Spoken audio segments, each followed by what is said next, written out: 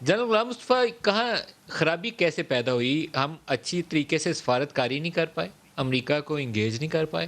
اب یہ ٹیلی phone call والے معاملہ ہے تو زبیر صاحب کا لفظ بالکل ٹھیک ہے کہ تضحیک امیز ہے کہ پرائم منسٹر آف پاکستان کو کال نہیں آئے جس سے وہ کہہ رہے ہیں کہ ہماری افغانستان میں سیٹلمنٹ کرا دو، ہماری فوج افغانستان سے نکل جائے، اس پرائم منسٹر سے بات نہیں کرنے پہ تیار۔ یہ خرابی پاکستان کے جغرافیے میں ہے۔ اگر آپ سوچنا چاہیں تو امریکہ اس ریجن میں چاہتا کیا ہے اور دنیا چاہتی کیا ہے جو پاکستان کر رہا ہے یا نہیں کر رہا یا کر نہیں پا رہا۔ جب آپ یہ بات سمجھیں گے تو ہی ہمیں بات سمجھ آئے گی، باقی سب سیمینٹکس ہیں، اس کے اوپر آپ بات کر لیجئے۔ جو بائیڈن صاحب نے کال نہیں کی، آئی ڈونٹ نو کیوں ہمارے ہاں پہ اتنا زیادہ ہنگامہ اٹھا، کیونکہ ہمیں پتہ ہونا چاہیے تھا کہ جو بائیڈن نہیں کال کرے گا، جو بائیڈن کی ریکوائرمنٹ کچھ اور ہے۔ اگر تو امریکہ اس خطے میں امن چاہتا، افغانستان اور پاکستان کو سیٹل دیکھنا چاہتا تو شاید وہ پاکستان سے بات بھی کرتا اور پھر یہ خرابی نہ ہوتی جو آج ہم دیکھ رہے ہیں۔ یہ خرابی آج کل کی نہیں ہے۔ 2002 میں جب بون ایگریمنٹ ہوا تھا، اگر اسے چلے جائیں تو وہاں پہ دو ملک افیکٹڈ تھے، وہ انوائٹڈ نہیں تھے وہاں پہ۔ انہوں نے ایک ڈھانچہ بنایا خود اپنا اور افغانستان پہ امپوز کر دیا۔ بون جب بھی ہوا تھا یہ تو پاکستان اور افغانستان وہاں پہ ٹیبل میں موجود نہیں تھے۔ انہوں نے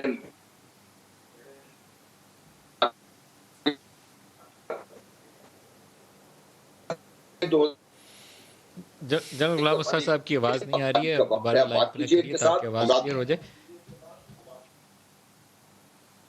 پرائم منسٹر کا بیان کا دوسرا سنائیں جو آج انہوں نے انٹرویو دیتے ہوئے کہا افغانستان کے حوالے سے کہ وہ پاکستان کو کیوں قربانی کا بکرا بنایا جا رہا ہے، یہ سٹیٹمنٹ دکھائیے گا ذرا وہ بھی۔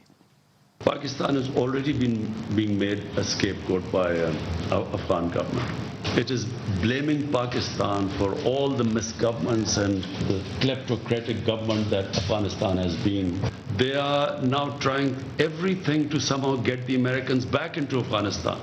They've been there for 20 years. What will they do now which they didn't do in 20 years? The whole hasty way that the Americans have certainly left. The Americans, if you wanted a political settlement, common sense is that you do the political settlement from a position of strength. So when you have 150,000 NATO troops there, that was the time to do a political settlement. We are worried because it will be a prolonged, protracted civil war, and the country that will be most affected after Afghanistan will be Pakistan.